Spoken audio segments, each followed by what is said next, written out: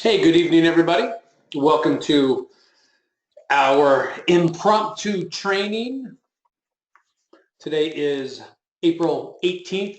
The year is 2017. There you have it. So, did any of you see what happened today after we closed the room down? Let me touch on it for a second here. Here we are. The Great British Pound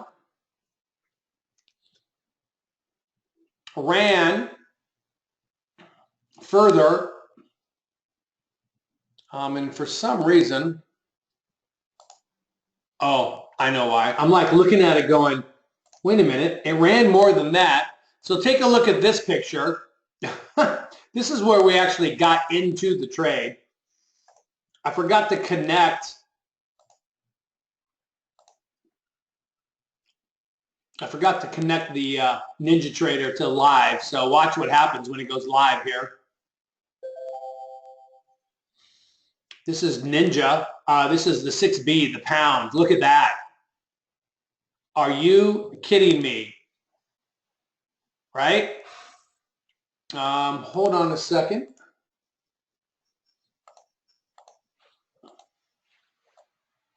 I was going to put the pound. I'll just keep it big like this. So we got in the pound originally at 27.03. Okay. 27.03, and we took our 8 ticks of profit, closing 3 of our 5 contracts, right, at 27.11. So we got 8 ticks of profit on 3 contracts, right? So that's 24 ticks total. And then throughout the morning, as you know, we kept on going higher here, right? And we just kept on following it up. And then at about, let's see, this is 12:38, 12:40, 12:40, 12:41, 12:41, 12:41. So this is when it ran. It ran from about 2,800 all the way up to like 29.25. I mean, a huge move. And I was sitting here just moving the stop loss behind it. Boom, boom, boom, boom, boom, boom, boom. And then all at once. So this was so the move started at 12:40. Hold on a second. We'll call it 12:41. And it hit its high at 12:41 and 40 seconds. So this move happened in 40 seconds. And then it started to retrace real quick. I was moving my stop loss behind this move like every 3 seconds. And then it retraced against us. So the last 2 contracts closed out at 28.89. 178 ticks on the last 2 contracts. It's 178 ticks per contract, right? So this trade made us 178 times 2, and then 24, 380 ticks times $6.25, $2,375 on a instrument that's only $6 a tick. Crazy. Is that crazy? Did anybody catch any of that? Any of you catch any of this at all? I know that a lot of you in the room closed out your trade early and collected profits. And you know what? Profits are a good thing, because this, what happened today, this is not normal. And for you to catch it would not be normal. That's not normal trading. It's luck, being at the right place at the right time. It's luck. But it does happen sometimes We caught one of these a couple of weeks ago. I think it was on the NQ. And we've caught we've caught a few of these on oil before, right? So it does happen, right place, right time. But you never know when it's going to happen. You hope you're in the trade when it happens, right? So, all right. Well, let's do this. We've got a chunk of people here today. Welcome. Certainly don't want to waste anybody's time. So let's do a Q&A session. You can type your question into the question box, and I would be more than happy to answer it for you. Huge move, huh? Mm-hmm. Huge. This right here happened all in 40 seconds. This part. Crazy. Don't be shy. Step up. This won't be a good recording unless you guys ask questions. Here we go. Hi, Steve.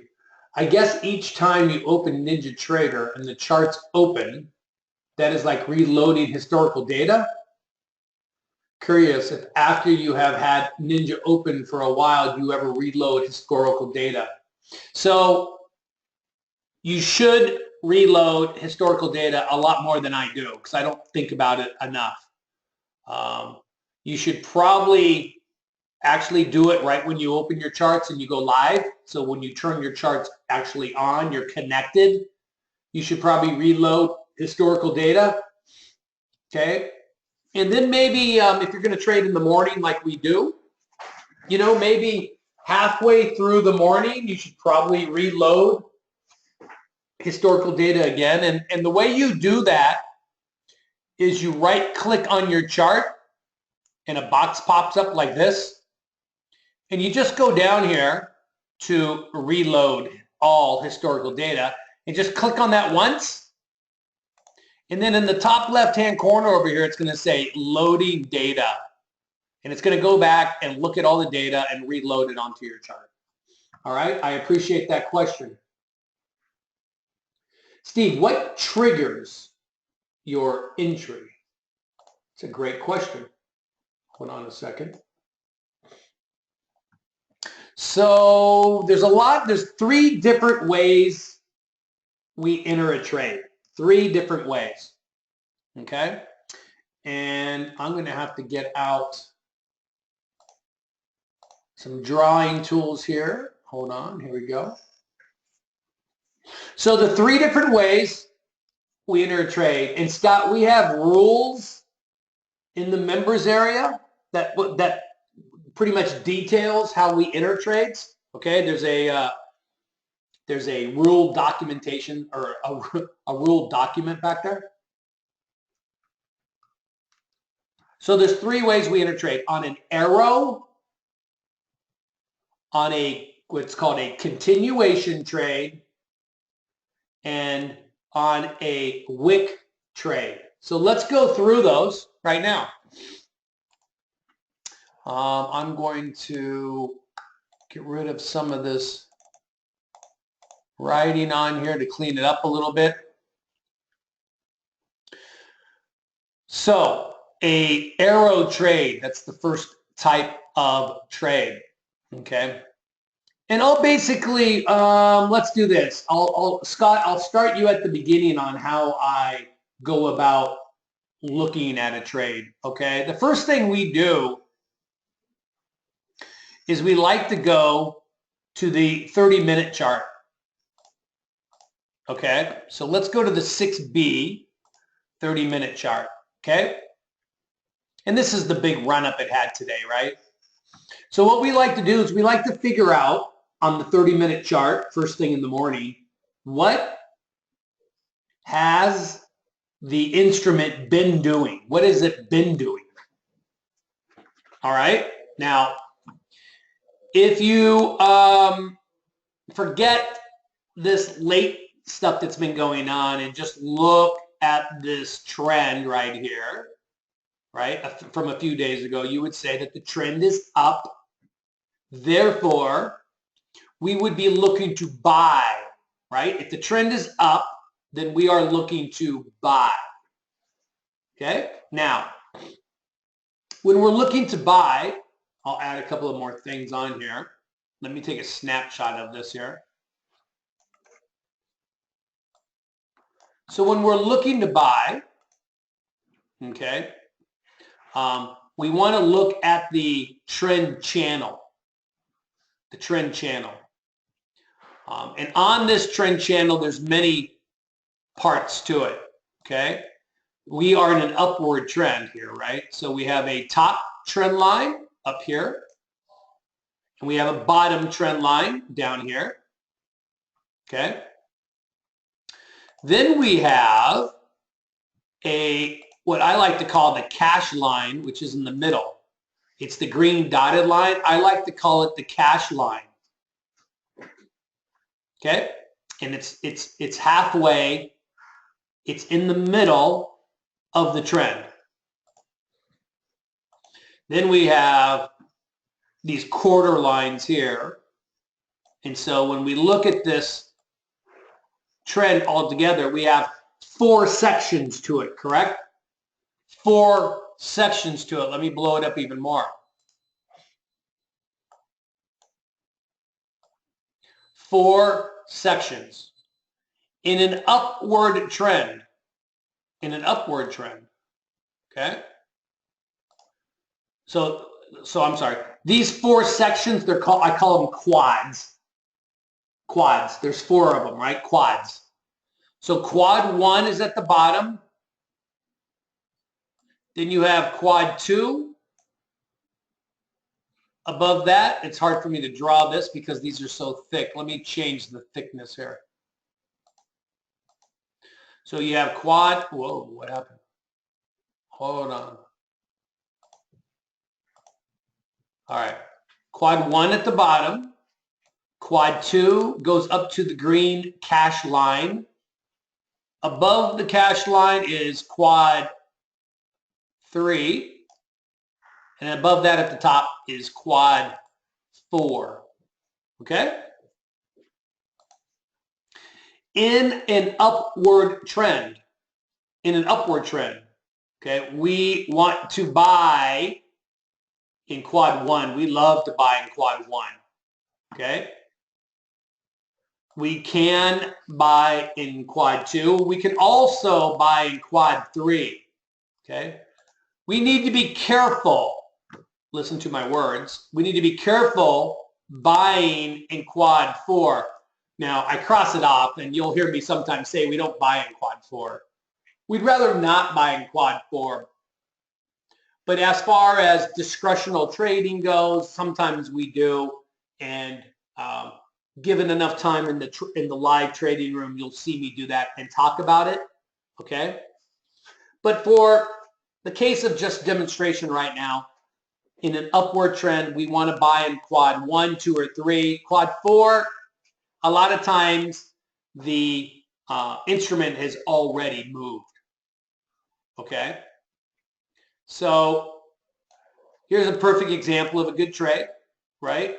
Down here in quad 1, looking to buy, and it rock and rolled up to quad 3, and maybe even, yeah, it kept on going up into quad 4 even. Nice trade right there. Okay, so back to the 30-minute chart. Back here last week, we were looking for buy opportunities with the 6B. Okay, so after we discover or we analyze what the 30-minute chart is doing, we then go to the actual trading chart. Okay, and I can't go back far enough, but that's okay. I can find something in here, I'm sure. So if we are looking for a buying opportunity, let me take a snapshot of this. Hold on. If we're looking for a buying opportunity, we want a couple of things to happen, or we want a couple of things to be going on in a buying situation. 1, we want the 50 moving average, which is the dark purple line, the 50 moving average, the dark purple line, to be above the purple dotted line, which is the 200 moving average. In a buying situation, we want the 50 to be on top of the 200. From there, we can look for arrows, blue arrows to be more specific. Okay, here's a blue arrow, here's a blue arrow.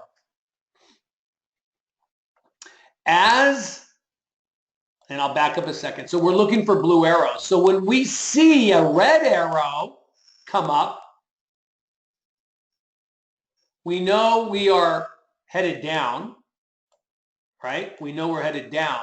And so we're looking to buy, but we're going down. So we're paying close attention as it's falling because of what? Well, we're looking for a blue arrow. We're waiting for it to turn back around, right? So on this bar right here, as it crosses the red dotted line, a blue arrow pops up and gets us into the trade. Okay? Now, our first target is 8 ticks. So on this specific move, we did hit our target up in here. We got our 8 ticks. So this was a small, profitable trade. Okay? Then what happened? Well, another red arrow. We're going back down again. All right, that's fine. We'll let it fall, and then we will wait for a blue arrow to come up, getting us in the trade on this bar right here, the close of this bar, right? And as you can see, this was a nice trade, a really nice trade, right? It ran really good. So that's an arrow trade. That's a buy arrow trade. Okay? Any questions on the buy arrow trade? Anybody? Buy arrow trade. All right. Let's move on to a continuation trade, which happens to be my favorite. A continuation trade. Let me find one. And there's one right here. Cool.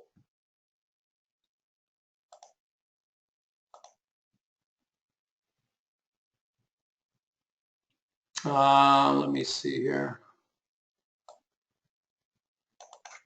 All right.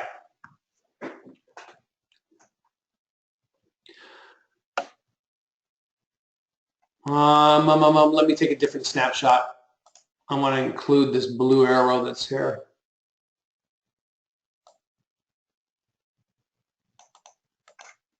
All right, cool. So again, let's play make-believe and say that the 30-minute chart is telling us to look for a buy trade. Okay? We're looking for a buy trade.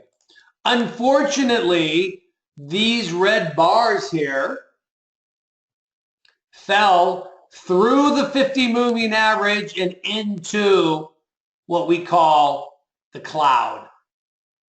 The cloud is the area between the 50 moving average and the 200 moving average. All right? So unfortunately, we fell down into the cloud. We cannot trade in the cloud. All right? It stops falling. We actually get a blue arrow. We want to buy it on a blue arrow, right? But we can't because the top of this bar, it's real borderline, but it looks like it's in the cloud. So we can't buy it. Wow, really? Really? So we have to wait for either a continuation trade or a wick trade. Okay? So again, remember, blue arrow, can't trade it yet. Now, we work our way above, right here, right? Above the cloud. And then we get a retracement. We get a red bar. Matter of fact, we got 2 red bars. We're looking for 1 or 2 consecutive red bars. to retrace down a little bit. Okay? And when that happens, and then it turns back around and gives us a green bar, we're in. That's a continuation trade.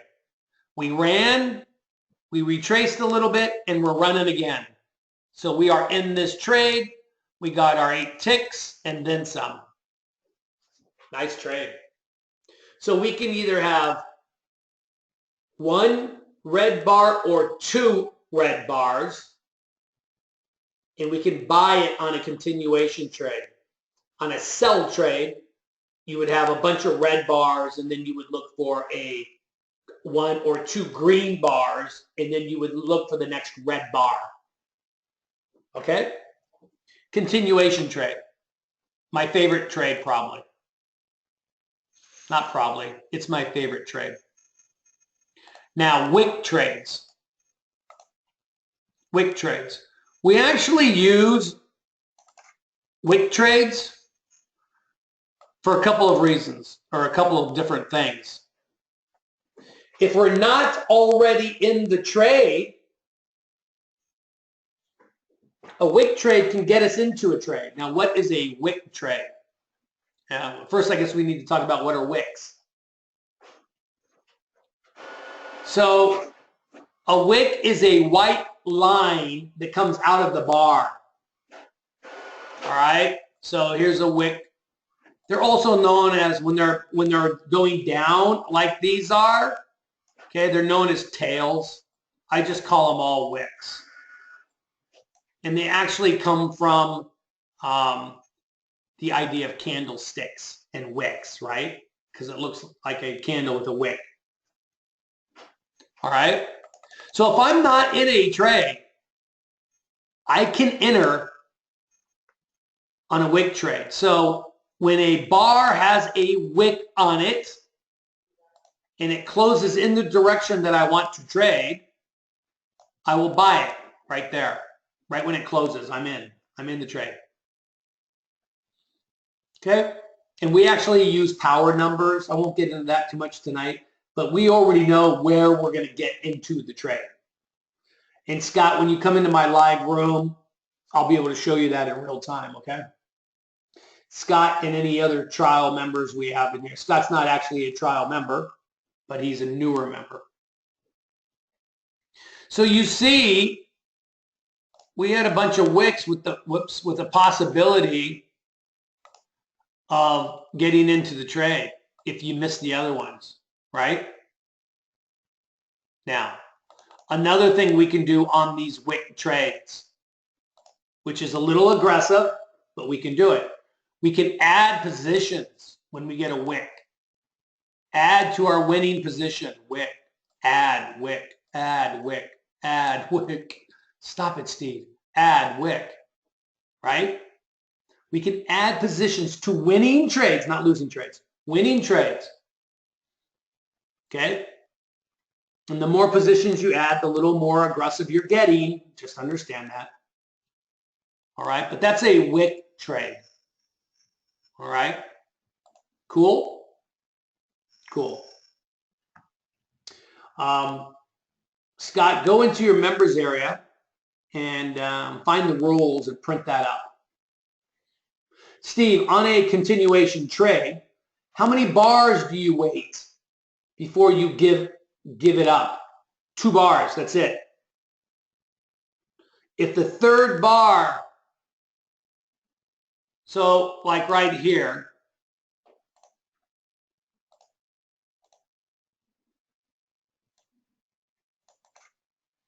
you see we had 3 red bars in a row. That is not a continuation trade. Okay? And usually if you get 3 bars of different color in a row like this, so we had all these green and then we had red, you're going to get an arrow. And once this red arrow pops up, I'm looking for an arrow trade anyway, right? I'm looking for an arrow trade anyway. Make sense, Atul? Steve, so on a wick trade, what position or what direction does the wick have to be in? Okay, so anytime you're going up,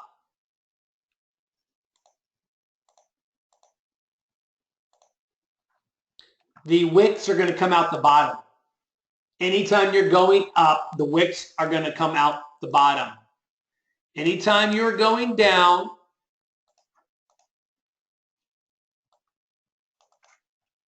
the wicks are going to come out the top. Here's one.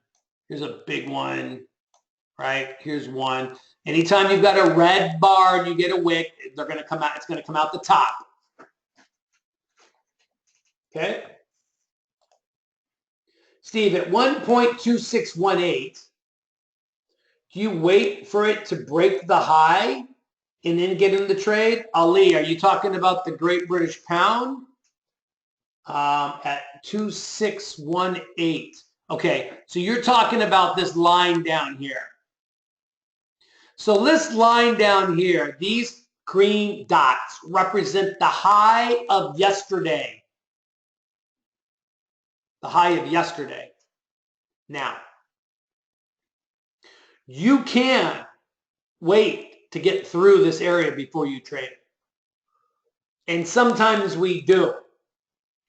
It's dependent on a lot of things that really can only be taught in a live session. But I can kind of point it out to you here. Let me take a snapshot of this. Okay, so here we have the green dots. And check this out. We had this high up here, high up here, high up here. So this area is pretty strong, wouldn't you say? So yeah, I want to get through this area before I buy this. A lot has to do with resistance or support levels. Okay, Ali?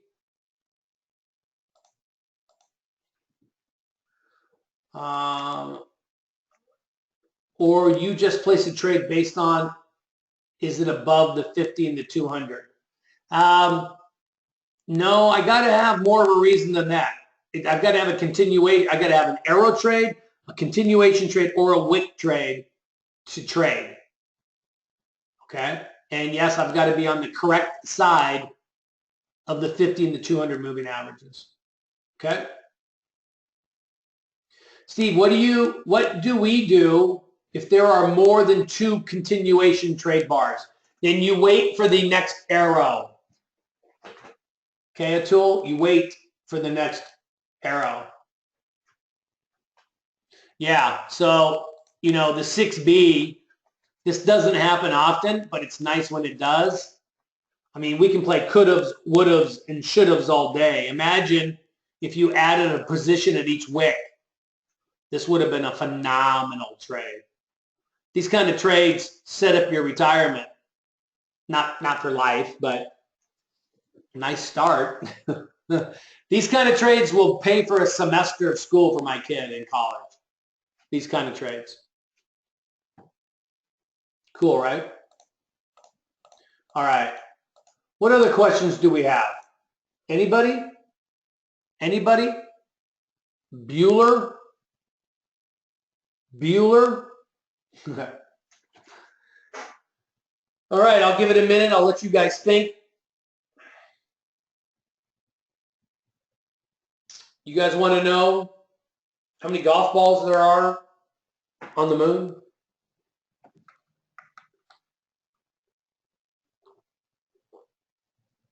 Actually, it's kind of a quick, a trick question. I think the number is 7. But are they on the moon actually? Let's type it in Google. How many golf balls are on the moon? It's a question that gets asked a lot. I think it's 7. Nope. 3 it says here. Alan Shepard is the only person to hit a golf ball on the moon. During the Apollo 14 mission, he fitted an 8-iron head to the handle of a lunar sample collection device and launched 3 golf balls. Then it says they are still there. But where'd they go? If he hit them, there's no atmosphere, so I guess there's pictures of the golf balls on the moon. Yes, I see pictures of it. Okay. Pictures of golf balls on the moon. That's funny. How far were you trailing the 6B trade? How often did you move your stop loss? Great question. Let's take another snapshot of this bad boy.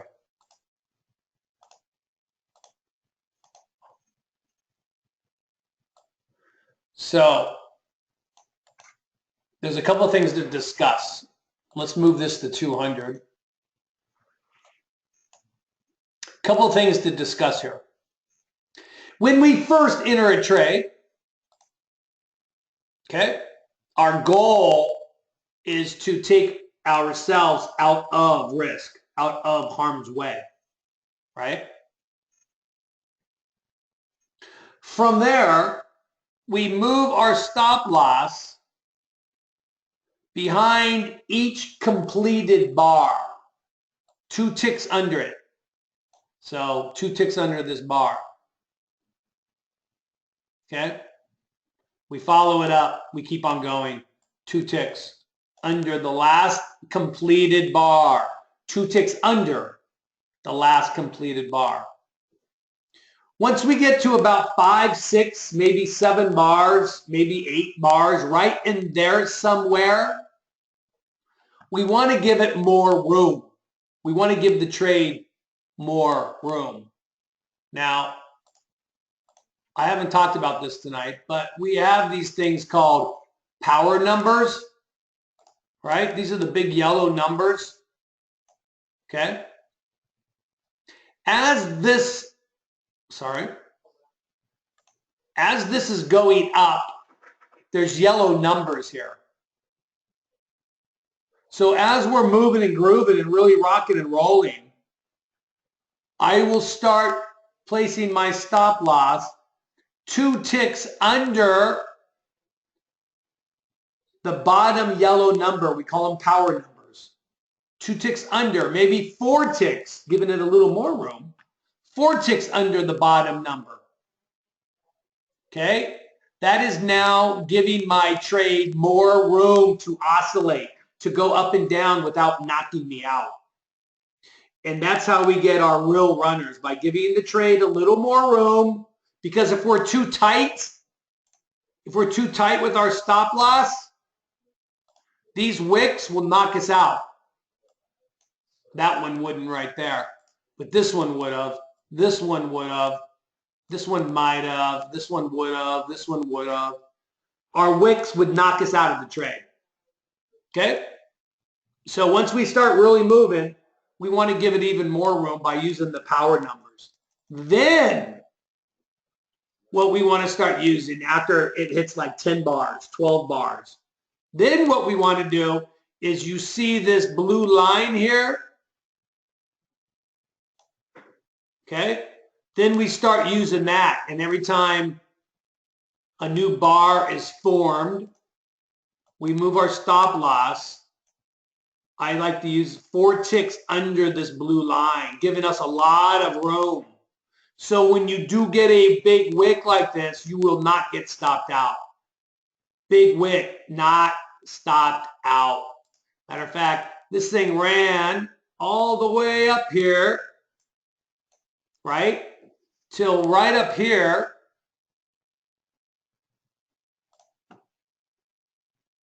Where we got stopped out because now a red bar has crossed that blue line. Nice run, right? Again, you're going to want to come trade with me live so I can show you in real time how to do this. Make sense? Did I answer your question, Saxman? Saxman. I like that name, Saxman.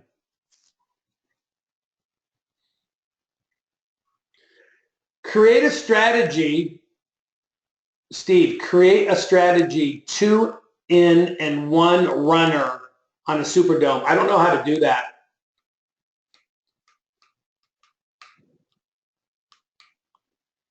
To do a to do a trailing stop. I do not know how to do that.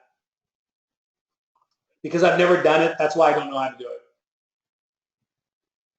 We do use ATM strategies in here. We'll talk about that in another training.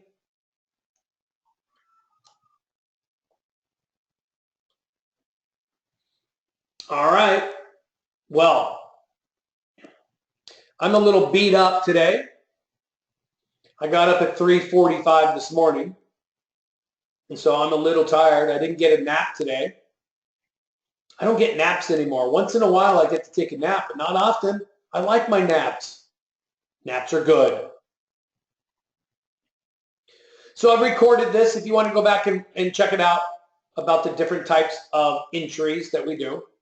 I gave you all buy entries. Just think of the opposite for a sell entry.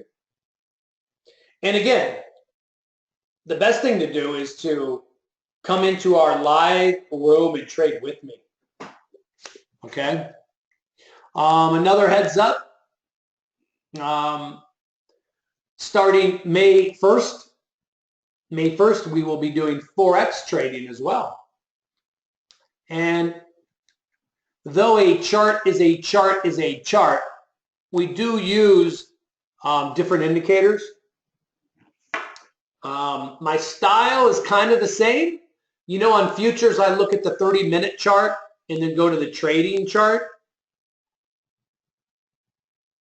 In Forex, I look at the daily chart and then the 4-hour chart. I do trade from the hourly or 30-minute chart sometimes, just so you know. But our Forex trading will be longer-term trades. Ba-dum-bum. Longer-term trades. Okay? This recording, somebody will remind me tomorrow. Please remind me tomorrow. And I will upload this recording into the members area. Okay? So you can go watch it. It'll be in the members area under training, I think. All right? So without further ado, I'm going to take off and go mellow out and crash out for the night. Still kind of early, but, and I still actually have some things to do.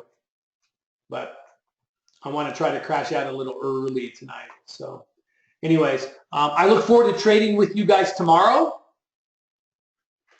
Okay? And it'll be interesting to see what the Great British Pound does tomorrow, right? After this huge run it had, right? So all is cool. Thanks a lot for coming by tonight and asking some questions. I appreciate it. I will see most of you in the room tomorrow. For you people that are not coming into the room, please do. Come on in and let's trade together. All right? You guys have a great evening, and I will see you tomorrow, which is Hump Day. What day is it? It's Hump Day. See you guys tomorrow. Stay cool.